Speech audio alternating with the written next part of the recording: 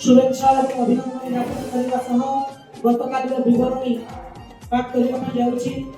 अद्यता 9/2/2029 सोमवार पूर्वाह्न 10टा समय ब्लॉक स्तरीय पंचम वर्ष ओडिशा पाठ्यक्रम रूपरेख 2025 और उत्तर पाठ्यपुस्तक संचालन प्रशिक्षण प्रबोधन दृष्टि साधन केंद्र धर्मकोट शुभ उद्घाटन होता। उपस्थित समस्त शिक्षक शिक्षयित्री ज्ञानदीप्त टीम आरपी एवं सम्माननीय बीआरसीसी श्री तरुणानंद भोड़ी महोदय, सम्माननीय एबीओ विश्वजीत बेहरा महोदय प्रारंभिक अभिभाषण एवं प्रशिक्षण उद्देश्य ज्ञापन करते। यही परिप्रेक्षी राष्ट्र विकास में शिक्षा भूमिका गुरुत्वपूर्ण। शिक्षार्थी भविष्य निर्माण तथा विद्यालय सामग्रिक उन्नति शिक्षा भूमिका उल्लेखनीय।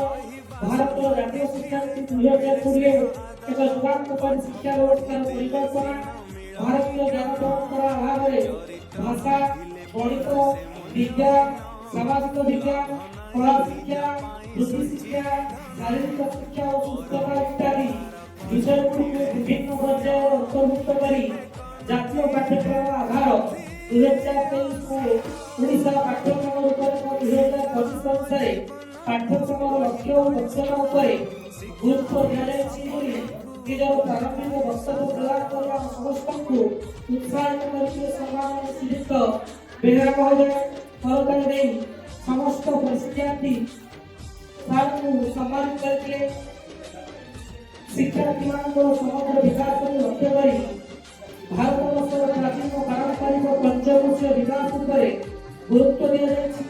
यार सफल रूपायण निमंते पंचपदी शिक्षण प्रक्रिया केते गुरुत्वपूर्ण रही प्रणाली शिक्षार्थी ज्ञान अर्जन सृजनात्मक दक्षता वृद्धि आत्मनिर्भरशीलता परिवेश संवेदनशीलता तथा जीवन कौशल शिक्षा क्षेत्र में नूतन अनुसंधान कर सहायक हो। अनेक तथ्य सम्मिलित गुणवत्ता प्रदान कर आगमन को आह्लादित और आनंदित करते सम्माननीय भविष्य महोदय शीतुआ सकाल नागरिक